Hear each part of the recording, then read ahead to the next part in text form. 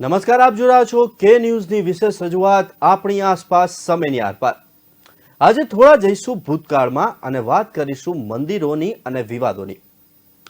September 1990માં રાજકીય કમ ધાર્મિક Ram Rathyatra Bharatiya Janata party અને તેના હિન્દુ સંગઠનો દ્વારા આયોજિત કરવામાં આવી હતી. એ વખતે ભાજપની સરકાર ન હોવાથી એક આંદોલનનું રૂપ આપવામાં આવ્યું અને નારો આપવામાં આવ્યો હતો, ચાલો અયોધ્યા. જોકે 2024ની ચૂંટણી પહેલા ભાજપનું શાસન એટલે યુપી અને કેન્દ્રમાં હોવાથી ચાલો મથુરા કોઈ આંદોલન નહીં હોય. આ માત્ર ભવ્ય મંદિર નિર્માણ માટેનો સંકલ્પ છે, કારણ કે શ્રી કૃષ્ણ જન્મભૂમિ માટેની લાંબી કાયદાકીય લડાઈ હજુ તો શરૂ થઈ છે. તો ચાલો જાણીએ ખરેખર શું છે આ અયોધ્યા કાશી ઝાંકી હૈ, મથુરા અભી બાકી હૈ. તમને યાદ છે, એક નારો ગુંજી રહ્યો છે, અયોધ્યા કાશી ઝાંકી હૈ, મથુરા અભી બાકી હૈ. બસ સમજો એનો સમય પણ આવી ગયો છે. આમ તો અયોધ્યા રામલલ્લા મંદિર વિવાદ બાદ ફરી એક વખત જો કોઈ મોટી ચર્ચા છેડાઈ હોય તો એ કાશીની જ્ઞાનવાપી મસ્જિદની છે. પણ એ દરમિયાન મથુરા કૃષ્ણ જન્મભૂમિ શાહી ઈદગાહ મસ્જિદ વિવાદ પણ ઉછળ્યો છે. મથુરા કોર્ટે આ કેસની અરજી સ્વીકારી લીધી છે. વારાણસી જિલ્લા અદાલત કાશી વિશ્વનાથ મંદિર પરિસર સ્થિત જ્ઞાનવાપી મસ્જિદની સુનાવણી કરી રહી છે. ત્યારે બીજી તરફ મથુરા જિલ્લા કોર્ટમાં કૃષ્ણ જન્મભૂમિ ઈદગાહ મસ્જિદ વિવાદની પણ સુનાવણી ચાલી રહી હતી. हमने कहा था अयोध्या में प्रभु राम का भव्य मंदिर निर्माण का कार्य प्रारंभ कराएंगे. मोदी जी ने कार्य प्रारंभ करा दिया है ना. खुश हैं? अयोध्या में राम मंदिर बनने से खुश हैं सभी लोग. और अभी काशी में भगवान विश्वनाथ का धाम भी भव्य रूप से बन रहा है, आपने देख लिया ना. और फिर मथुरा वृंदावन कैसे छूट जाएगा. वहां पर भी काम भव्यता के साथ आगे बढ़ चुका है. સિવિલ કોર્ટે મથુરા કોર્ટમાં શ્રી કૃષ્ણના જન્મસ્થળની નજીક પ્રસિદ્ધ શાહી ઈદગાહ મસ્જિદને સીલ કરવાની માંગણી કરી હતી. અરજી સ્વીકારી લીધી છે. આવી અનેક અરજીઓ છે. અરજીમાં શ્રી કૃષ્ણ જન્મભૂમિ મંદિરની બાજુમાં આવેલી શાહી ઈદગાહ મસ્જિદની સુરક્ષા વધારવાની સાથે સાથે અવર જવર પર પ્રતિબંધ અને સુરક્ષા અધિકારીની નિમણૂકની પણ માંગ કરવામાં આવી છે. जन्मभूमि हो गया है. अभी काशी का भी कितना अच्छा उद्धार हुआ है. अभी मैं कल काशी जा रही हूँ, मैं भी जा रही हूँ, बुलाया गया है हमें. नेचुरली मथुरा के भी बहुत ही ज़रूरी है, उसका भी बनता है. आज तक जो नहीं हुआ, काफ़ी काम हुआ है. और कृष्ण तो प्रेम और स्नेह का प्रतीक है. उनके लिए उनका जो जन्म स्थल है उसकी मैं सांसद होने की वजह से मैं यही कहूँगी कि हमारे भी एक भव्य मंदिर होना चाहिए. जो है वैसे तो उसका और भी बहुत सुंदर बना सकते हैं. और जैसा काशी में मोदी जी ने विश्वनाथ मंदिर के सामने इतना अच्छा कॉरिडोर बनाया है, काफ़ी जो जगह को जो डेवलप उन्होंने किया है, जहाँ से आप मंदिर से सीधा गंगा तक देख सकते हैं. ऐसा एक परिवर्तन लाया जो बहुत मुश्किल था. पिछले कई सालों से किसी ने सोचा भी नहीं था कि ऐसा करना चाहिए. जो उनका एक बहुत अच्छा एक दिव्य दृष्टि है, दूरदृष्टि है, और वो उसके हिसाब से उन्होंने किया है. तो मथुरा में भी ऐसा જરૂર હોગા. કોર્ટે આ મામલે સુનાવણી માટે 1 જુલાઈની તારીખ નક્કી કરી છે. રંजना અગ્નિહોત્રી, હરિશંકર જૈન અને વિષ્ણુ જૈન આ અરજીના અરજદાર છે. અરજી પર સુનાવણી કરતી વખતે કોર્ટમાં કહ્યું છે કે શ્રી કૃષ્ણ વિરાજમાનને કેસ દાખલ કરવાનો અધિકાર છે. હવે આ મામલે સિવિલ જજની કોર્ટમાં સુનાવણી થશે. वास्तव में उन्होंने आज तक हिंदू अस्मिता को और हिंदू दिल को, उनकी भावनाओं को समझा ही नहीं. वो केवल मुस्लिम राजनीति करते हैं. यहाँ तक उनका जो दल भी बना हुआ है वो केवल मुस्लिम हितों की बात करता है. भूल गए कि मैंने जो भी केस दाखिल किया है उसे किसी पार्टी विशेष से, किसी संगठन से मतलब नहीं है, ना आरएसएस से, विश्व हिंदू परिषद, किसी से इसका कोई ताल्लुक नहीं है. हर हिंदू का हित और हर हिंदू की भावना इससे जुड़ी हुई है, चाहे किसी पार्टी में हो. दूसरी बात, हमारे केस में तथ्य दिए हुए हैं. तथ्य ये हैं कि 1815 में राजा पटनीमल ने जमीन खरीद लिया था. पूरा मालिकाना हक हिंदुओं का है। 1815 से लगातार चला रहा है और समय समय जितने मुकदमे हुए सब हिंदुओं के पक्ष में निष्पादित हुए और वो मुकदमे खारिज हुए और मुसलमानों को कोई अधिकार हासिल नहीं मिला। इसके बावजूद 1815 में जमीन ली थी। 1944 में ये जमीन पटनीमल के वंशजों ने बेच दिया था और बेचने के बाद उस पर ट्रस्ट बना और श्री कृष्ण जन्म स्थान ट्रस्ट, इनका संकल्प था कि हम यहाँ मंदिर बनाएंगे। इसके बावजूद एक संस्थान फर्जी बना, एक सोसाइटी, और उसने एक समझौता कर लिया ट्रस्ट मस्जिदगाह से और बहुत बड़ी जमीन मुसलमानों को दे दिया। तो यह मामला 64 का है और मामला इस बात का है कि जो दुरभी संधि हुई थी, जो अघोषित किसी तरह से किसी छल बल के वजह से एक संधि हुई थी से हिंदुओं को नुकसान हुआ था, उस डिग्री को नल एंड वाइड डिक्लेयर किया जाए और हिंदुओं का हिंदुओं को सौंपा जाए। बात रही आंदोलन की, तो आंदोलन हिंदू जितनी जगह है, चाहे मथुरा हो, काशी हो, और भी जो धार्मिक स्थान है जिस पर कि मंदिर तोड़कर मस्जिद बनाई गई है, उनको पाने का उनका अधिकार है और उसका न्यायिक प्रक्रिया द्वारा हमारा कार्य चलता रहेगा। और जहाँ तक इस केस का सवाल है, इसमें तो साफ साफ लिखा हुआ है, औरंगजेब के जो दस्तावेज है, मैंने पिटीशन लगाया है, उसमें लिखा हुआ है कि यहाँ पर मंदिर तोड़ने का फरमान किया था और कहा था कि ये मंदिर की मूर्तियों को ले जाके मस्जिद के नीचे डाल दीजिए। इस हद तक की बात थी। तो जो इतिहास की गलतियां हुई हैं, जो इतिहास में अपमान हुआ है, उसके लिए हम लड़ रहे हैं, तथ्यों के आधार पर, कानून के आधार पर लड़ रहे हैं और मुझे पूरी उम्मीद है कि न्यायालय से हमको न्याय मिलेगा। ઘણા હિન્દુ પક્ષોએ દાવો કર્યો છે કે ઔરંગઝેબે કાશી અને મથુરામાં મંદિર તોડીને ત્યાં મસ્જિદ બનાવી. ગયા વર્ષે અખિલ ભારતીય હિન્દુ મહાસભાએ ઈદગાહ મસ્જિદની અંદર બાલગોપાલની મૂર્તિ સ્થાપિત કરવાની અને જલાભિષેક કરવાની જાહેરાત કરી હતી. જો કે તેઓ તેમ કરી શક્યા નહોતા. આ પછી ઉત્તર પ્રદેશમાં વિધાનસભા ચૂંટણી આવી અને મથુરા કી બારી હૈ જેવા નારા લાગ્યા. ये मेरा सौभाग्य है कि श्री राम जन्मभूमि तीर्थ क्षेत्र ट्रस्ट ने मुझे आमंत्रित किया, इस ऐतिहासिक पल का साक्षी बनने का अवसर दिया। मैं इसके लिए हृदयपूर्वक श्री राम जन्मभूमि तीर्थ क्षेत्र ट्रस्ट का आभार व्यक्त करता हूं।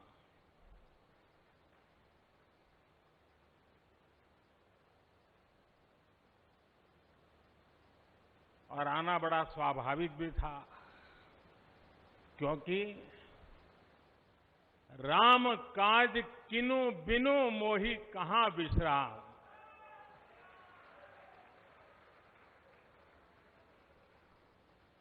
भारत आज भगवान भास्कर के सानिध्य में सरयू के किनारे एक स्वर्णिम अध्याय रच रहा है।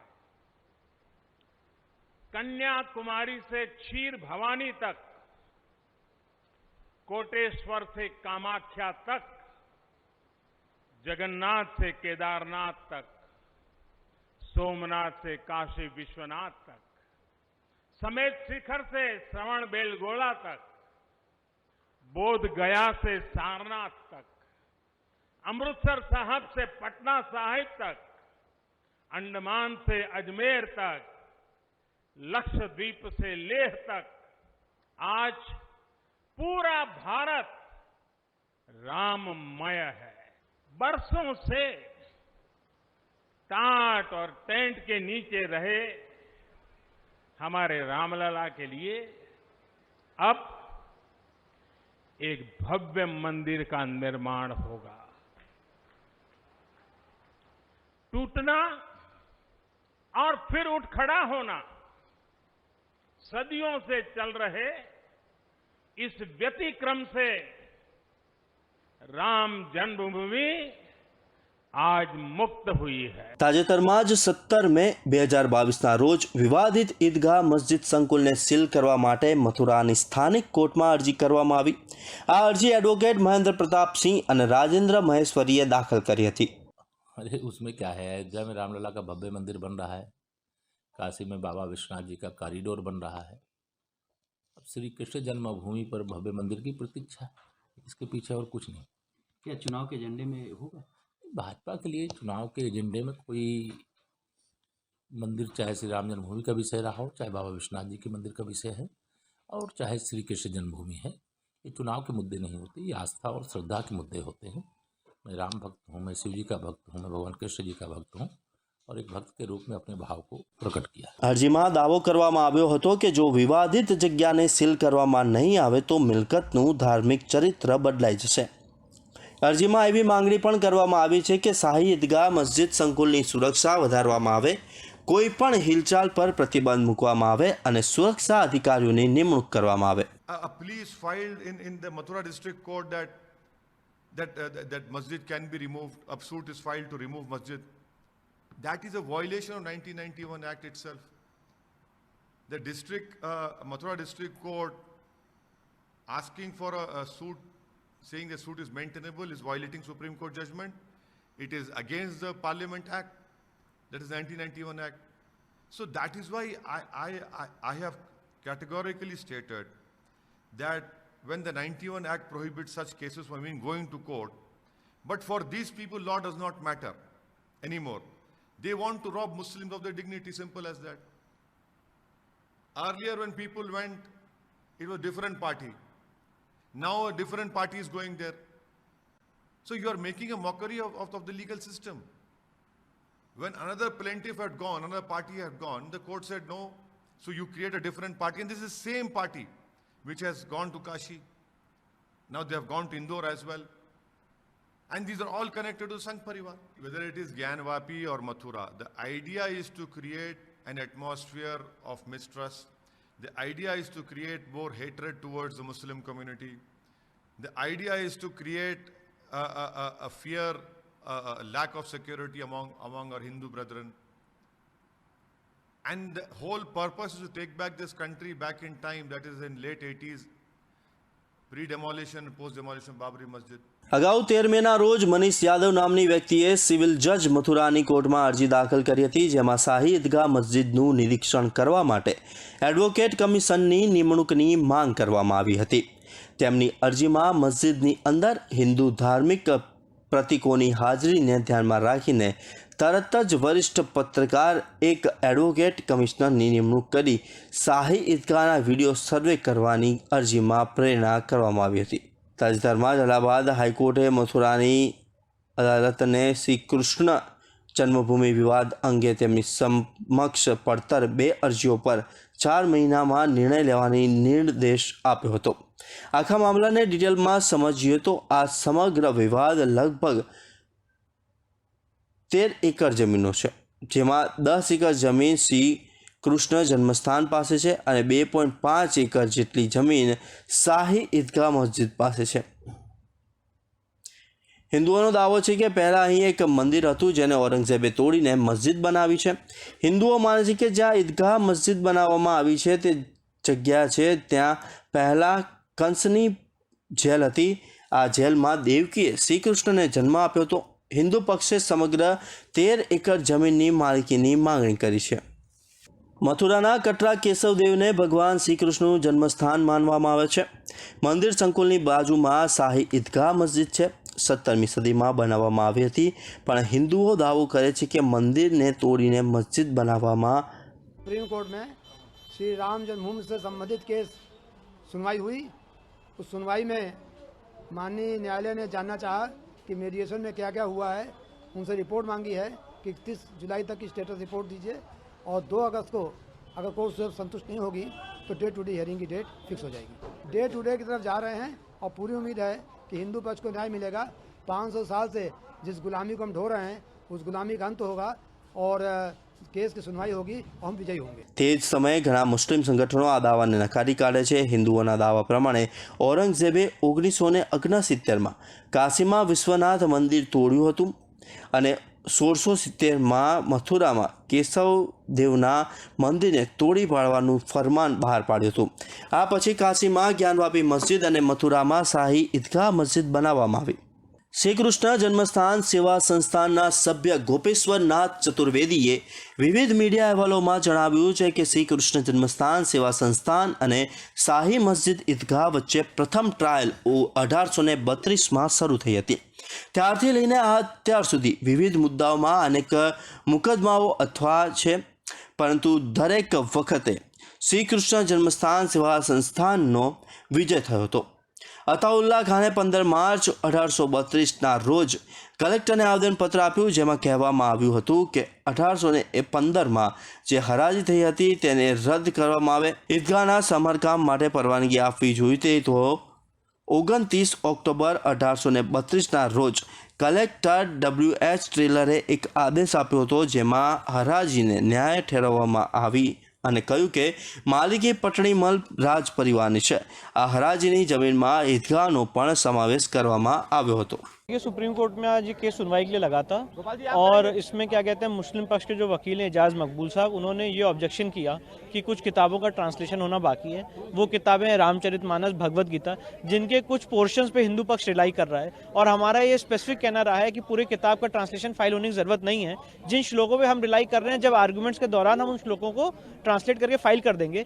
इस केस में लीड मैटर सुन्नी सेंट्रल वक्फ बोर्ड का है, उनको केस की बहस चालू करनी है. इसलिए अभी इन डॉक्यूमेंट्स के ट्रांसलेशन का कोई औचित्य नहीं है और अगर इसके लिए सुनवाई टाली नहीं जानी चाहिए. बहरहाल सुप्रीम कोर्ट में इसमें 14 मार्च तक का हमें समय दिया है और जो भी ट्रांसलेशन होने हैं उसकी एडवांस कॉपी सर्व करके 1 हफ्ते का समय दिया है कि उसको हम ट्रांसलेट करके फाइल करें. हिंदू महासभा का बहुत ही क्लियर स्टैंड है कि इस केस में हम 1 इंच के लिए कॉम्प्रोमाइज और आउट ऑफ कोर्ट सेटलमेंट के लिए रेडी नहीं है. चाहे हम ये केस जीतें, चाहे हम हारें, पर हम इस केस में सुप्रीम कोर्ट से निर्णय चाहते हैं. એવો દાવો કરવામાં આવે છે કે શ્રી કૃષ્ણ જન્મભૂમિ અને શાહી મસ્જિદને લઈને 1897, 1921, 1923થી લઈને 1964 અને 1965-66માં પણ મુકદ્દમાઓ ચાલ્યા હતા. તાજેતરમાં શ્રી કૃષ્ણ જન્મસ્થાન સેવા સંસ્થાનના સેક્રેટરી કપિલ શર્માએ મીડિયાને જણાવ્યું હતું કે રાજા પટણીમલે બ્રિટિશ સરકાર પાસેથી હરાજીમાં 15.70 એકર જમીન ખરીદી હતી.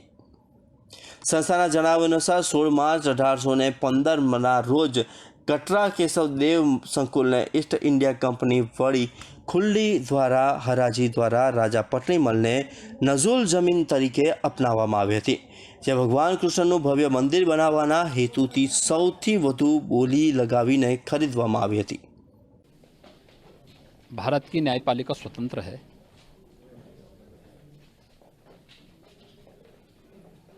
और देश की 132 करोड़ जनता की विश्वास की प्रतीक भी है. न्यायपालिका के प्रति आम जनमानस का विश्वास बना रहना चाहिए. यह देश के हित में भी है, न्यायपालिका के हित में भी है और लोकतंत्र के हित में भी है. देश की जो जनास्था है वो अयोध्या में श्री राम जन्मभूमि से संबंधित विवाद का समाधान चाहती है और हमें विश्वास है कि अयोध्या में राम जन्मभूमि से संबंधित विवाद का जल्दी पटाक्षेप होगा और यह देश शांति और सौहार्द के वर्तमान माहौल को आगे बढ़ाते हुए विकास की नई बुलंदियों को छुएगा. लेकिन न्याय समयबद्ध हो, यह महत्वपूर्ण है और न्याय समय पर होना चाहिए.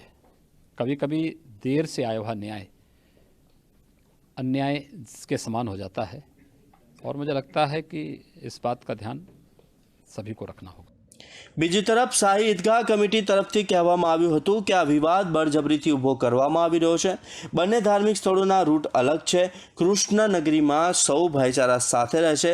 ભૂતકાળમાં કોઈ જન્મસ્થાન ટ્રસ્ટ અને શાહી ઈદગાહ મસ્જિદ ટ્રસ્ટ વચ્ચે સૌહાર્દપૂર્ણ રીતે નોંધાયેલ છે.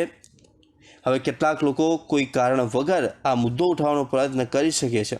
ઈદગાહ મસ્જિદના સેક્રેટરી અને વ્યવસાય વકીલ તનવીર અહેમદના જણાવ્યા અનુસાર જે લોકો મસ્જિદને મંદિરનો ભાગ કહી રહ્યા છે તેઓ હકીકતને વિકૃત કરીને રજૂ કરી રહ્યા છે, કારણ કે ઇતિહાસમાં એવું કોઈ તથ્ય નથી કે જે સૂચવી રહ્યું હોય કે મંદિરને તોડીને મસ્જિદ બનાવવામાં આવી છે અથવા હાલની ઈદગાહ મસ્જિદ જ્યાં બનેલી છે તે જગ્યાએ શ્રી કૃષ્ણનો જન્મ હતો.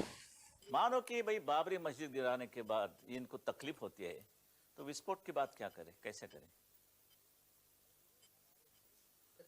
भाई ये हमारे देश की बात है, यानी कि जो हमारी भावनाएं हैं राम और कृष्ण के बारे में, तो ये एक अयोध्या, काशी और मथुरा, बाकी कुछ नहीं चाहिए हमको, रख दो आपके पास। आंदोलन का क्या सवाल है? चलो गवर्नमेंट ले आइए दिल्ली में, सेंट्रल गवर्नमेंट, और वो हिम्मत नहीं कहे बताएं तो हमें उनके खिलाफ भी लड़ना पड़ेगा, कोई भी हो, वो बीजेपी की गवर्नमेंट हो तो भी मैं लड़ूंगा। हम लिख देंगे वो एजेंडा, हम लिखेंगे काशी और मथुरा का नाम, मैं करूंगा वो। भाई ये देश किसका है ये पहले बताइए। मुसलमानों को पाकिस्तान मिल गया है, हमें हमारा जो बाकी बात रही वो हिंदुस्तान है। यहाँ के कोई कानून होते हैं और क्या हम नहीं चले उस कानून के रस्ते से? બીજી દલીલ જે મુસ્લિમ પક્ષ તરફથી કોર્ટમાં મુખ્ય રીતે રજૂ કરવામાં આવી રહી છે કે 1981નો પ્લેસ ઓફ વર્શિપ એક્ટ, મુસ્લિમ પક્ષના મતે આ કાયદામાં સ્પષ્ટપણે કહેવામાં આવ્યું છે કે 1947 પહેલાંના ધાર્મિક સ્થળોને લઈને દેશમાં જે સ્થિતિ હશે તે જ રીતે જાળવી રાખવામાં આવશે અને તેમાં કોઈ છેડછાડ કરવામાં આવશે નહીં। જો કે 1968માં શાહી ઈદગાહ મસ્જિદ ટ્રસ્ટ અને શ્રી કૃષ્ણ જન્મસ્થાન સેવા સંસ્થાન વચ્ચે સમજૂતી થઈ। આ સમજૂતી બાદ મસ્જિદની કેટલીક જમીન મંદિર માટે ખાલી કરવામાં આવી હતી અને તેનું એવું માનવામાં આવી રહ્યું છે કે આ વિવાહ હવે કાયમ માટે ઉકેલાઈ ગયો છે। પરંતુ શ્રી કૃષ્ણ જન્મભૂમિ ન્યાસના સચિવ કપિલ શર્મા અને ટ્રસ્ટના સભ્ય ગોપેશ્વરનાથ ચતુર્વેદી આ કરારને ખોટો ગણાવી રહ્યા છે। जहाँ तक पूज्य संतों का और राम भक्तों का विषय है तो कोटि कोटि राम भक्त और जो पूज्य संत हैं सभी चाहते हैं कि रामलला का भव्य मंदिर श्री राम जन्मभूमि पर बने और भारतीय जनता पार्टी ने भी इसका समर्थन किया है। वर्तमान में मामला सर्वोच्च न्यायालय के समक्ष है। मंदिर निर्माण सर्वोच्च न्यायालय के फैसले के बाद, समझौते के बाद सर्वाधिक संभावना है, जब दोनों संभावनाएं समाप्त होती हैं तो फिर कानून का रास्ता बनता है। लेकिन इन सारे विषयों से अलग हट करके रामलला की जन्मभूमि पर बाबर के नाम से कोई स्मारक और कोई इमारत नहीं बनेगी, ये हमें जरूर आश्वस्त करना चाहूँगा एक एक राम भक्त को। 1968માં તાત્કાલિન ડીએમ અને એસપીના સૂચન પર શ્રી કૃષ્ણ જન્મસ્થાન સેવા સંઘ અને શાહી મસ્જિદ ઈદગાહ સમિતિ કેટલાક મુદ્દાઓ પર સમજૂતી પર પહોંચ્યા હતા। મસ્જિદ બાંધવામાં આવી છે એટલી જ જમીન રહેશે તેનો નિર્ણય લેવામાં આવ્યો હતો। 12 ઓક્ટોબર 1968ના રોજ શ્રી કૃષ્ણ રામ જન્મ સેવા સંસ્થાન અને શાહી મસ્જિદ ઈદગાહના પ્રતિનિધિઓ વચ્ચે એક કરાર થયો હતો કે કૃષ્ણ મંદિર અને મસ્જિદ બંને 13.37 એકર જમીન પર રહેશે। આ કારણ 17 ઓક્ટોબર 1968ના રોજ રજૂ કરવામાં આવ્યું હતું અને 22 નવેમ્બર 1968ના રોજ સબ રજિસ્ટ્રાર મથુરામાં નોંધાયો હતો। અલબત્ત રામ જન્મભૂમિ જેવા આ વિવાદ પર છેક 18મી સદીથી મુકદ્દમાઓ શરૂ થયા છે જે આજે પણ ચાલી રહ્યા છે। 2024માં દેશમાં લોકસભા ઇલેક્શન આવી રહ્યું છે। એવું લાગી રહ્યું છે કે 2024ની સામાન્ય ચૂંટણીમાં મથુરા કૃષ્ણ જન્મભૂમિનો મુદ્દો ઉછાળેલો રહેશે। આમ પણ નેતાઓ જાણી ગયા છે કે ભવ્ય સંસ્કૃતિ ધરાવતો આ દેશ આસ્થાની વાત આવશે ત્યારે મરી મસાલા પણ તૈયાર થઈ જશે। તો તૈયારી કરી લો 2024માં ચાલો મથુરાની। આવા અનેક મુદ્દાઓ તમારી સામે લઈને આવશું અને ચર્ચા કરીશું અને વિશ્લેષણ પણ કરીશું। આવતે વખતે ફરી એક નવા મુદ્દા સાથે તમારી સાથે જોડાઈશું કે ન્યૂઝના વિશેષ કાર્યક્રમ આપણી આસપાસ સમયની આરપારમાં। નમસ્કાર।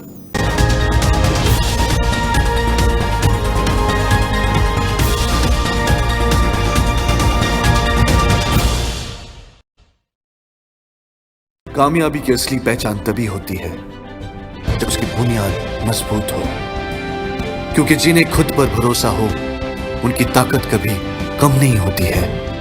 इसलिए भरोसा करिए सिर्फ विकी पावर प्लस टीएमटी बात पर। अब घर बनेगा स्ट्रांग, चलेगा लाइफ लॉन्ग।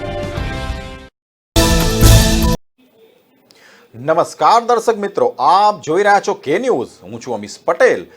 કે ન્યૂઝની વિશેષ રજૂઆત અર્થકારણમાં આપ સૌનું સ્વાગત છે।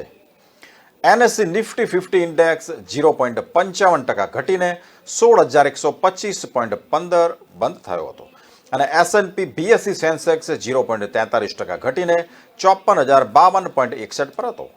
રોકાણકારો યુએસ એફઓએમસી મીટિંગની મિનિટ્સની રાહ જોઈ રહ્યા છે। જે સેન્ટ્રલ બેંકની રેટ વધારાની દિશામાં આગળ વધવાના સંકેત આપશે. ઉપરાંત રોકાણકારોમાં નજીકના ગાળામાં વ્યાજ દરમાં વધારા અને તેની આગળ જતા વૃદ્ધિ પર અસર અંગે ઘણી શંકા છે. આઈટી હેવીવેટ્સમાં થયેલા નુકસાનને કારણે ભારતીય શેર મંગળવારે સતત બીજા સત્રમાં નીચા સ્તર પર પહોંચ્યા. જ્યારે આજે ચાલુ બજાર દરમિયાન ખાંડની નિકાસ પર અંકુશ મૂકવાના પગલાં સ્થાનિક સરકાર તરફથી લેવામાં આવશે તે સમાચાર પછી ખાંડ કંપનીના શેરોના ભાવમાં તીવ્ર ઘટાડો જોવા મળ્યો હતો. ધામપુર સુગર મિલ્સ, બલરામપુર ચીની, Dalmiya Bharat sugar and industries અને શ્રી રેણુકા સુગર સહિતના ખાંડ ઉત્પાદકો 5 થી 7.7% વચ્ચે ઘટ્યા હતા. મંગળવારે નિફ્ટી આઈટી 1.88% ઘટ્યો હતો અને અન્ય પેટા ઇન્ડેક્સમાં સૌથી વધુ લૂઝર હતો, જેમાં ઇન્ફોસિસ, ટાટા કન્સલ્ટન્સી સર્વિસીસ અને વિપ્રો પ્રત્યેક 1%થી વધુ ઘટ્યા હતા. નફો કરનારાઓમાં સોફ્ટ બેંક ગ્રુપ સમર્થિત દિલ્હી વેરીનો શેર માર્કેટ ડેબ્યુમાં 10% વધીને બંધ રહ્યો હતો. બેંક ઓફ ઇન્ડિયા માર્ચ ક્વાર્ટરમાં ચોખ્ખા નફામાં 2 ગણો વધારો નોંધાવ્યા બાદ સત્રમાં 4.5% જેટલો ઉછાળો નોંધાવીને 1.8% ઊંચો સેટલ થયો હતો. સોમવારે મોડી રાત્રે ફૂડ ડિલિવરી ફર્મે ઝોમેટો લિમિટેડ ત્રિમાસિક આવકમાં 75%નો ઉછાળો નોંધાવ્યા બાદ ઝોમેટોના શેરનો ભાવ પણ 13.9%નો ઉછાળો નોંધાવ્યો હતો, કારણ કે નવા ગ્રાહકોએ ઓર્ડર વોલ્યુમમાં વધારો કર્યો હતો. લગભગ 1005 શેર વધ્યા, 2220 શેર ઘટ્યા છે અને 121 શેર યથાવત રહ્યા. Doctor Reddy's lab, Kotak Mahindra bank, HDFC, Nestle India અને એચડીએફસી બેંક ટોચના નિફ્ટી ગેનર્સમાં હતા. જ્યારે Divi's labs, tech Mahindra, Grasim industries, Hindalco industries અને એચયુએલનો સમાવેશ થાય છે. એક ક્ષેત્રોમાં IT, pharma, metal, FMCG, power અને રિયલ્ટી સૂચકાંક દરેક 1% નીચે હતા. બીએસસી મિડ કેપ ઇન્ડેક્સ 0.8% અને સ્મોલ કેપ ઇન્ડેક્સ 1% તૂટ્યા હતા. ગુજરાત આલ્કલીઝ એન્ડ સીનો ચોથો નફો 534.4% વધીને ₹221.66 કરોડ થયો. કંપનીએ 31 માર્ચ 2022ના રોજ પૂરા થયેલા ક્વાર્ટરમાં ₹221.66 કરોડનો સ્ટેન્ડ અલોન ચોખ્ખો નફો નોંધાવ્યો, જે ગયા વર્ષના સમાન સમયગાળામાં ₹34.96 કરોડ હતો, જે વાર્ષિક ધોરણે 534.4%ની વૃદ્ધિ નોંધાવી. કંપનીની ચોખ્ખી આવક ચાલુ નાણાકીય વર્ષના જાન્યુઆરી-માર્ચ ક્વાર્ટરમાં 70.01% વધીને ₹1141.48 કરોડ થઈ છે, જે ગયા વર્ષના સમાન સમયગાળામાં ₹671.42 કરોડ હતી. ઇન્ડિયન મેટલ્સ અને ફેરો એલોયઝ ક્વાર્ટર 4 ચોખ્ખો નફો 119.6% વધીને ₹142.63 કરોડ થયો. કંપનીએ 31 માર્ચ 2022ના રોજ પૂરા થયેલા ત્રિમાસિક ગાળામાં ₹142.63 કરોડનો સ્ટેન્ડ એલોન ચોખ્ખો નફો નોંધાવ્યો હતો, જે ગયા વર્ષના સમાન સમયગાળામાં ₹65.11 કરોડ હતો, જે વાર્ષિક ધોરણે 119.06%ની વૃદ્ધિ નોંધાવી હતી. કંપનીની ચોખ્ખી આવક ચાલુ નાણાકીય વર્ષ જાન્યુઆરી-માર્ચ ક્વાર્ટરમાં 31.35% વધીને ₹756.71 કરોડ થઈ છે, જે ગયા વર્ષના સમાન સમયગાળામાં ₹576.11 કરોડ હતી. જેએસડબલ્યુ સ્ટીલ 27 મેના રોજ ફંડ એકત્ર કરવાની વિચારણા કરશે. કંપની બોર્ડ 27 મેની બોર્ડ મિટિંગમાં જરૂરી નિયમનકારી, વૈધાનિક મંજૂરીઓને આધીન અનુમતિપત્ર, સિક્યોરિટીઝના ક્વોલિફાઈડ ઇન્સ્ટિટ્યુશનલ પ્લેસમેન્ટ સહિત, પરંતુ તેના સુધી મર્યાદિત નહીં, લાંબા ગાળાના ભંડોળ એકત્ર કરવા અંગે વિચારણા કરશે. જેએસડબલ્યુ સ્ટીલ ₹538ની 52 સપ્તાહની નીચી સપાટીએ પહોંચી ગયો છે અને ₹9.50 અથવા તો 1.73% ઘટીને ₹538.10 પર કોટ થઈ રહ્યો છે. મારુતિ સુઝુકીએ સ્કિયોગ્રાફ સોલ્યુશનમાં 12% હિસ્સો ખરીદ્યો. મારુતિ સુઝુકી ઇન્ડિયાએ જણાવ્યું કે તે આશરે ₹2 કરોડમાં સોશિયોગ્રાફ સોલ્યુશન પ્રાઇવેટ લિમિટેડમાં 12.09%નો ઇક્વિટી હિસ્સો ખરીદશે. SSPL એ આર્ટિફિશિયલ ઇન્ટેલિજન્સ સોફ્ટવેર કંપની છે, જે મુખ્યત્વે એન્ટરપ્રાઇઝને વેચાણ અનુભવ સુધારવા અને તેમના વ્યવસાયમાં કાર્યક્ષમતા સુધારવામાં મદદ કરવા માટે ઉપયોગમાં લેવાતા વિઝ્યુઅલ AI પ્લેટફોર્મ્સમાં નિષ્ણાત છે. મારુતિ સુઝુકી ઇન્ડિયા BSE પર ₹96.20 અથવા તો 1.22% ઘટીને ₹7,800 પર કોટ થઈ રહ્યો હતો. જ્યોતિ લેબ્સ પરિણામો જાહેર કર્યા, જેમાં જ્યોતિ લેબ્સ તેના એકીકૃત ચોખ્ખા નફામાં ₹29.3 કરોડની સરખામણીએ ₹38 કરોડ પર 29.6%નો ઉછાળો નોંધાવ્યો અને આવક ₹495.1 કરોડની સામે ₹546.7 કરોડ પર 10.4% વધી. વ્યાજ, કર અવમૂલ્યન અને ઋણ મુક્તિ પહેલાંનું કમાણી EBITDA ₹70.9 કરોડ સામે 19.3% ઘટીને ₹57.2 કરોડ હતી અને માર્જિન 14.3ની સરખામણીએ 10.5% નીચે હતું. BSE પર જ્યોતિ લેબ્સ ₹2.65 અથવા તો 1.75% ઘટીને ₹149.10 પર કોટ થઈ રહ્યો હતો. ઈ મુદ્રા IPO અપડેટ્સ. IPO મીડિયા સૂત્રો તરફથી મળતી માહિતી મુજબ ડિજિટલ સિગ્નેચર સર્ટિફિકેટ સ્પેસમાં ભારતની સૌથી મોટી લાયસન્સ પ્રાપ્ત પ્રમાણિત ઓથોરિટી ઈ મુદ્રા લિમિટેડનો IPO 24 મેની બપોર સુધીમાં સબસ્ક્રિપ્શનના ત્રીજા અને અંતિમ દિવસે 2.1 વખત સબસ્ક્રાઇબ થયો હતો. રોકાણકારોએ 1.13 કરોડ યુનિટના IPO કદ સામે 2.38 કરોડ શેર માટે બીડ કરી હતી. છૂટક રોકાણકારોએ 2.28 ગણું બુકિંગ કર્યું અથવા તેમના માટે શેર અલગ રાખ્યા. બિન સંસ્થાકીય રોકાણકારોએ તેમને ફાળવવામાં આવેલા 49% શેર્સ બુક કર્યા હતા, જ્યારે લાયકાત ધરાવતા સંસ્થાકીય ખરીદદારોનો હિસ્સો 31.34 લાખ શેરના કોટા સામે 3.04 ગણો સબસ્ક્રાઇબ થયો હતો. LIC 30 મેના રોજ FY22ના નાણાકીય પરિણામો જાહેર કરશે. માર્ચ 2022ના રોજ પૂરા થયેલા નાણાકીય વર્ષના નાણાકીય પરિણામો જાહેર કરવા માટે રાજ્યની માલિકીની જીવન વીમા નિગમ ઓફ ઇન્ડિયા બોર્ડ ઓફ ડિરેક્ટર્સની બેઠક આ મહિનાના અંતમાં મળવાની છે. એવી માહિતી આપવામાં આવી છે કે બોર્ડની એક બેઠક કોર્પોરેશનના ડિરેક્ટરોની ચૂંટણી 30 મે 2022ના રોજ યોજાવાની છે. LICએ મંગળવારે એક નિયમનકારી ફાઇલિંગમાં જણાવ્યું હતું. LICએ જણાવ્યું કે બેઠકમાં ડિવિડન્ડની ચૂકવણી અંગે પણ વિચારણા કરવામાં આવશે. NIIT ક્વાર્ટર 4 કમાણીના પરિણામો જાહેર કર્યા, જેમાં NIITએ તેના ક્વાર્ટર 4 કોન્સોલિડેટેડ ચોખ્ખા નફામાં ₹46.5 કરોડની સરખામણીએ ₹67.3 કરોડમાં 44.7%નો ઉછાળો નોંધાવ્યો અને આવક ₹279 કરોડની સામે ₹375 કરોડની સરખામણીએ ₹34.4% વધી. વ્યાજ, કર અવમૂલ્યન અને ઋણ મુક્તિ EBITDA પહેલાંની કમાણી ₹68.3 કરોડની સામે ₹72.5 કરોડ પર 6.1% વધીને અને માર્જિન 24.5% યર ટુ યરની સરખામણીએ 19.3% પર હતું. NIT BSE પર ₹1.30 અથવા તો 0.28% વધીને ₹472.15 પર કોટ થઈ રહ્યો હતો.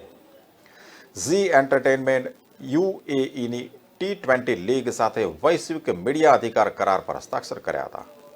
ઝી એન્ટરટેનમેન્ટ આજે UAEની T20 લીગ સાથે લાંબા ગાળાના વૈશ્વિક મીડિયા અધિકારોના કરાર પર હસ્તાક્ષર કરવાની જાહેરાત કરી છે, જેમાં બ્રોડકાસ્ટરને ક્રિકેટ ટુર્નામેન્ટની 34 મેચોની એક્સેસ આપવામાં આવી છે. લીગ મેચો સ્ટ્રીમિંગ પ્લેટફોર્મ ZEE5 સાથે ઝીની લિનિયર ચેનલો પર પ્રસારિત થશે. ટુર્નામેન્ટનું પ્રસારણ હિન્દી ભાષી બજારો, દક્ષિણ અને પૂર્વ પ્રદેશોમાં અંગ્રેજી, હિન્દી અને તમિલ ભાષાઓમાં 10 લિનિયર ચેનલો પર થશે.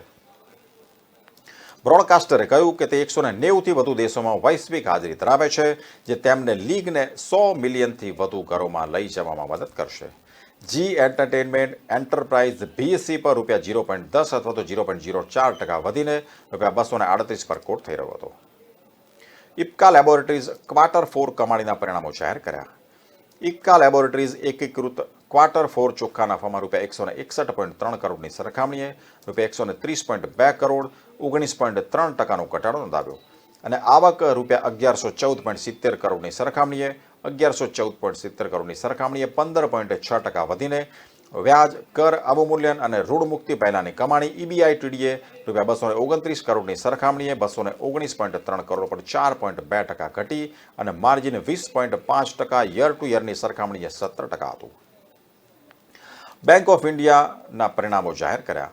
બેંક ઓફ ઇન્ડિયાએ ક્વાર્ટર 4 ચોખ્ખો નફો ₹250.20 કરોડની સામે ₹606.3 કરોડ નોંધાવ્યો અને ચોખ્ખી વ્યાજની આવક ₹2,936 કરોડની સામે ₹3,986.10 કરોડ પર 35.8% વધી.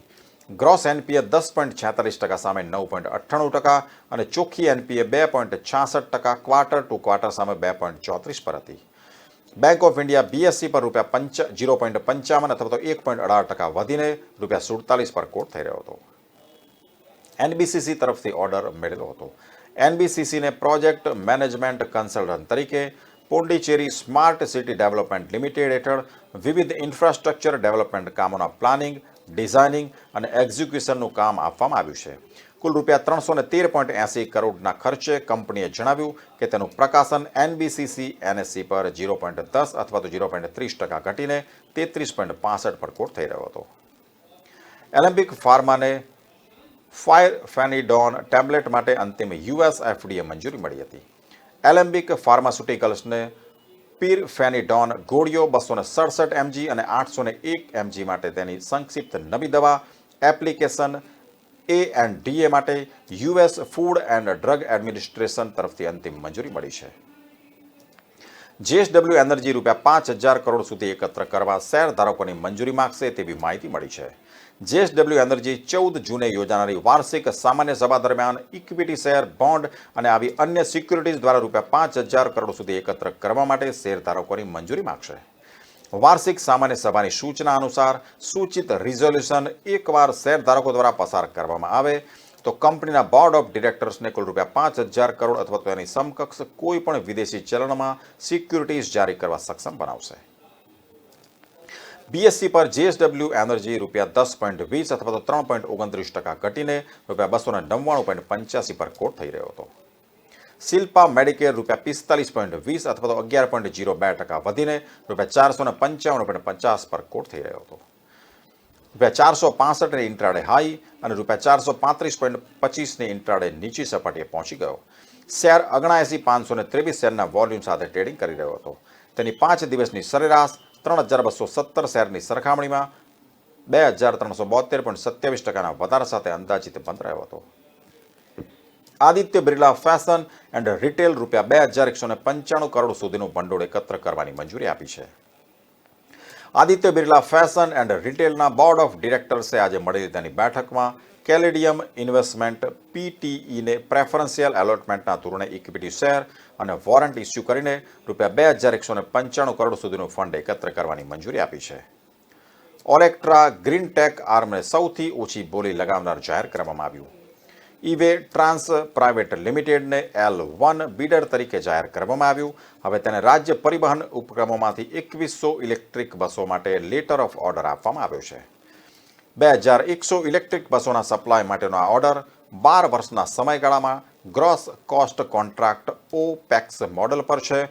આ 2100 બસોના પુરવઠાની કિંમત ઓલેક્ટ્રા માટે અંદાજે 3,675 કરોડ થશે. ઇક્વિટી માર્કેટ, કરન્સી અને કોમોડિટી માર્કેટની ઊંડાણપૂર્વકની રસપ્રદ માહિતી આપવા માટે ટેકનિકલ એનાલિસ્ટ જય દવે આપની સાથે જોડાઈ ગયા છે. જય, કે ન્યૂઝમાં આપનું સ્વાગત છે. ખૂબ ખૂબ આભાર રમેશભાઈ. બજાર એક સીમિત રેન્જમાં ટ્રેડ કરી રહ્યું છે. આની પાછળના અગત્યના કારણો શું હોઈ શકે અને મહિનાની એક્સપાયરી પણ છે, તો નજીકમાં અપેક્ષા શું રાખી શકાય કે બજારમાં ટ્રેન્ડ કઈ બાજુ મૂવ થશે? આપણે જો રેન્જ બાઉન્ડ ટ્રેડિંગ સેશન જે છેલ્લા કેટલાય દિવસથી એટલે અંદાજે 4-5 ટ્રેડિંગ સેશનથી આપણે જે જોઈ રહ્યા છીએ તેની પાછળના જો કારણ હોય તો એ મિક્સ ગ્લોબલ ક્યુઝ છે. એટલે કે હું તમને એક્ઝામ્પલ આપું, જેમ કે ક્રૂડ છે એ હવે સતત વધતું અટકી ગયું છે પણ ઘટતું પણ નથી. પ્રથમ પોઈન્ટ. સેકન્ડ પોઈન્ટ, રૂપિયો છે એ ડોલર સામે સતત નબળો પડતો અટકી ગયો છે પણ સામે એપ્રિશિએટ પણ નથી થતો. ત્રીજો પોઈન્ટ કે બજાર એટલે કે સ્થાનિક ઇક્વિટી બજાર, વૈશ્વિક ઇક્વિટી બજાર એટલે કે US માર્કેટ જેવા ઇક્વિટી બજારોએ ઓલરેડી હવે પ્રાઇસમાં ડિસ્કાઉન્ટ કરી લીધું છે કે આવનારા સમયમાં ત્યાંની સેન્ટ્રલ બેન્કો તરફથી કેટલા પર્સન્ટેજ બેઝિસનો રેટ હાઇક નક્કી ભવિષ્યમાં આવવાનો જ છે અને ધીરે ધીરે લિક્વિડિટી બહાર ખેંચાય છે. ચોથો પોઈન્ટ, વૈશ્વિક સ્તરે પણ US માર્કેટની કંપનીના જે અર્નિંગ્સ છે તે મિશ્ર આવી રહ્યા છે અને સ્થાનિક લેવલે જો આપણે જોઈએ તો રિલાયન્સથી લઈ મોટી લાર્જ કેપ કંપનીઓના રિઝલ્ટ હવે મેજોરિટી કેસમાં જો જોઈએ તો હવે કમ્પ્લીટ થઈ ગયા છે, જે ઇન્ડેક્સ બેઝ કાઉન્ટર હોય. તો જે મિશ્ર ટ્રેડિંગ રેન્જ એટલા માટે છે કારણ કે ગ્લોબલ માર્કેટમાં ક્યુઝ પણ મિશ્ર છે અને સ્થાનિક લેવલે એક ઓવરસોલ્ડ ટેરિટરીમાં આપણા સ્થાનિક ઇક્વિટી બેન્ચમાર્ક પહોંચી ગયા છે ટેકનિકલ ભાષાની દ્રષ્ટિએ. એટલે આવનારા સમયમાં અને મંથલી એક્સપાયરી નજીક હોવાના કારણે એવું લાગે છે કે શક્યતા કહી શકાય કે નિફ્ટીમાં અંદાજે 300 થી 400 પોઈન્ટની બંને બાજુની વધઘટની મૂવ આપણે એક્સપેક્ટ કરી શકાય, પણ અલ્ટિમેટલી વોલેટાઇલથી રેન્જ બાઉન્ડ ટ્રેડિંગ થઈ શકે. કોઈ નવો ટ્રેન્ડ ચેન્જ શક્યતા નથી કે અત્યારે થાય. જી, વિશ્વના મજબૂત ચતુર નેતાઓમાં જેની ગણના થાય છે વ્લાદિમીર પુતિન, યુક્રેન પર એમણે હુમલો કર્યો અને યુદ્ધ કરી નાખ્યું. તો એ બાદ આર્થિક પ્રતિબંધો દુનિયાએ રશિયા પર લગાવ્યા. તેમ છતાં પણ રૂબલ ડોલરની સામે છેલ્લા 6 વર્ષની ટોપ પર છે. શું કહેશો આપ? આ એક જો જોઈએ તો ભારતના ઇતિહાસમાં બે મોટા ચતુર વ્યક્તિઓ હતા, ચાણક્ય અને બિરબલ. જેઓની ચતુર નીતિને એક પ્રેક્ટિકલ ભાષામાં જો જોઈએ તો કોઈ પહોંચી નતું શકતું. તેવું જ એક મહત્વનું ચતુર પગલું ત્યાંની આર્થિક સલાહકાર અને પુતિનની ટીમે લીધું છે. એક જ સિમ્પલ એક્ઝામ્પલ આપું, સીધો પોઈન્ટ, કે રશિયા છે એ ખાસ કરીને ઘઉંની પેદાશો, તેલની પેદાશો, એમાં સાથે એનર્જી બાસ્કેટમાં નેચરલ ગેસ પણ આવી ગયું. તેનું મોટું સપ્લાયકાર છે આખા વિશ્વમાં. હવે જ્યારે યુએસ તરફથી અને યુરોપિયન યુનિયન તરફથી અલગ અલગ જાતના તેની ઉપર સેન્કશન્સ લાદવામાં આવ્યા હતા, તો આજે એની કરન્સીને ડેપ્રિશિએટ થતા જો બચાવવી હોય યુએસ ડોલરની સામે, તો તેઓએ એક ચતુર પગલું એવું લીધું કે આજે નેચરલ ગેસ છે, જે સૌથી મોટું એક્સપોર્ટર છે રશિયા યુરોપિયન દેશોને, અને નેચરલ ગેસ એક એવી એસેન્શિયલ ચીજ છે કે જેની જરૂર આજની તો કાલ પણ દરેક દેશને એવરી ડે તેની પબ્લિકને માટે રહેવાની જ છે. તેનું પેમેન્ટ સામેવાળી કન્ટ્રી તરફથી રૂબલની કરન્સીમાં એક્સેપ્ટ કરશે તેવી શરત મૂકી દીધી, જેના કારણે માર્કેટમાં તેની કરન્સીની સપ્લાય બની રહે અને સામે તેની ડિમાન્ડ પણ જળવાઈ રહે, એની નેચરલ ગેસની એક્સપોર્ટની ડિમાન્ડ. તો આ જે ટ્રેડની જે થિંકિંગ અને જે લોજિક તેના દેશના આર્થિક સલાહકાર તરફથી કરવામાં આવ્યું હતું, એ એક મુખ્ય ભાગ ભજવતું હતું કે આના કારણે તેની કરન્સી યુએસ ડોલર સામે ડેપ્રિશિએટ થતી અટકી ગઈ અને અત્યારે અંદાજે જો જોઈએ તો 5 થી 6 વર્ષના ટોચ ઉપર છે. બાકી જો આવી આર્થિક પરિસ્થિતિને ચિંતાઓ જો ચાલતી હોય તો જનરલ કેસીસમાં તેની કરન્સી ડેપ્રિશિએટ થાય તેવા સેન્ટિમેન્ટ ઊભા થતા હોય છે, પણ હાલમાં તેની કરન્સી યુએસ ડોલર સામે આ કારણોસર એપ્રિશિએટ થઈ છે. અત્યારે એક ટ્રેન્ડ એવો ચાલી રહ્યો છે આપણા દેશમાં કે લોકો ક્રેડિટ કાર્ડ થકી ખરીદી કરતા વધારે થયા છે. તો એક અંદાજ પ્રમાણે 48% એમાં વધારો થયો છે કે 1 લાખ કરોડથી પણ વધારે ક્રેડિટ કાર્ડ થકી ખરીદી કરી છે. શું કહેશો આપ? Credit card, debit card, plastic currency, જો આ બધાનો જો આપણે કન્ઝ્યુમરનો જો ડેટા જોઈએ તો ઓફલાઈન પેમેન્ટ એક આંકડા પ્રમાણે અંદાજે 22 થી 23 હજાર કરોડનું હતું, જ્યારે ઓનલાઈન પેમેન્ટ અંદાજે 60 થી 70 હજાર કરોડનું થયું હતું. તો આ જ આંકડા બતાવે છે કે ભારત દેશમાં હવે પ્લાસ્ટિક કરન્સીનું ચલણ સૌથી હાઈએસ્ટ વધી ગયું છે. તેની સામે નવા ડેબિટ કાર્ડ જો ઇસ્યુ કરવાની વાત કરી હોય તો અંદાજે 8 થી 10 કરોડ જેટલા નવા ડેબિટ કાર્ડ ઇસ્યુ કરવામાં આવ્યા હતા, તેવા પણ આંકડા જાહેર થયા હતા. તો આ બધા પરિબળો પાછળ સ્થાનિક લેવલે પ્રાઇવેટ બેન્કો, પીએસયુ બેન્કો તરફથી આપવામાં આવતી અને આરબીઆઈ તરફથી આપવામાં આવતી બેન્કોને જે સરળ વ્યાજે જે લોનની ફેસિલિટીઝ અલગ અલગ, જેમ કે કન્ઝ્યુમર લોનથી લઈ, હોમ લોનથી લઈ અને પર્સનલ લોન સુધીના જે અલગ અલગ બેનિફિટ્સ હોય છે, જે અલગ અલગ પ્રકારના કાર્ડ્સ ઉપર તેના ક્લાયન્ટને આપવામાં આવતા હોય છે, સરળ અને સસ્તા વ્યાજે ધોરણે ઈએમઆઈના હસ્તે, આવી સ્કીમોને કારણે એક મિડલ ક્લાસથી લઈ એક અપર ક્લાસ સુધીના લોકો પણ તેને અત્યારે કન્ઝ્યુમ કરતા થઈ ગયા છે. અને જ્યારથી કોવિડનો સમય આવ્યો હતો ભારતમાં, ત્યાર પછી જો જોઈએ તો આપણને મેજોરિટી કેસીસમાં પ્લાસ્ટિક કરન્સીનો યુઝ આપણને હાઈએસ્ટ દેખાણો છે ભૂતકાળના 2 થી 4 વર્ષોની કમ્પેરિઝનમાં. એટલે ઓવરઓલ જો જોઈએ તો આ પ્લાસ્ટિક કરન્સીનો વેગ, તેના સિવાય સ્થાનિક લેવલે ઇઝીલી અવેલેબલ થતી લિક્વિડિટીઝ, લોનથી લઈને સરળ વ્યાજ હપ્તાઓ સુધીની આ બધી ફેસિલિટીઝના કારણે હાલના તાજેતરના આંકડા પ્રમાણે ઓવરઓલ ક્રેડિટ ફેસિલિટી સારી મળવાના કારણે ક્રેડિટ કાર્ડનો યુઝ મેક્સિમમ ડેબિટ કાર્ડની કમ્પેરિઝનમાં વધેલો છે. ફંડામેન્ટલ ટ્રેક કરતા ટ્રેડર, ઇન્વેસ્ટર એ લોકોનું કહેવું છે કે નિફ્ટી બેન્ચમાર્ક ઇન્ડેક્સનો પ્રાઇસ ટુ અર્નિંગ રેશિયો કોવિડના સ્તરની નજીક પહોંચી ગયો છે. તો શું બજાર ફંડામેન્ટલી કોઈ ઓવરસોલ્ડ સિગ્નલ આપી રહ્યું છે? જી, આ એક થોડો વ્યાપક પ્રશ્ન કહેવાય કે જેનો એક સરળ ભાષામાં એક ટૂંકામાં જવાબમાં આપણે હા કે ના તરત ના આપી શકીએ, પણ હા, અને હું ડિસ્ક્રિપ્ટિવ એ રીતે કહી શકું કે પ્રાઇસ ટુ અર્નિંગ રેશિયો કહેવાય છે નિફ્ટીનો, જેમાં નિફ્ટીના બેન્ચમાર્કના અર્નિંગ્સ અંદર કાઉન્ટ કરવામાં આવતા હોય છે, તે અત્યારે અંદાજે 20.70 થી લઈને 20.50 ની આસપાસ હાલના ડેટા પ્રમાણે ટ્રેડ થાય છે. હવે જો ભૂતકાળનો તેનો જૂનો ઇતિહાસ જો જોઈએ તો જ્યારે નિફ્ટી હતી 18,500 થી લઈ 18,300 ની આસપાસની કોઈ રેન્જમાં ઉચ્ચતમ સપાટી એની ઓલ ટાઈમ હાઈની, ત્યારે અંદાજે 40 નો પીઈ હતો, જે સૌથી મોંઘો કહેવાતો. આજે છે 20.50 થી લઈ 20.70. જ્યારે કોવિડના સમયમાં જ્યારે 7600 ની આસપાસ નિફ્ટીનો લો હતો ત્યારે અંદાજે 19.80 નો પીઈ ચાલતો હતો નિફ્ટીનો.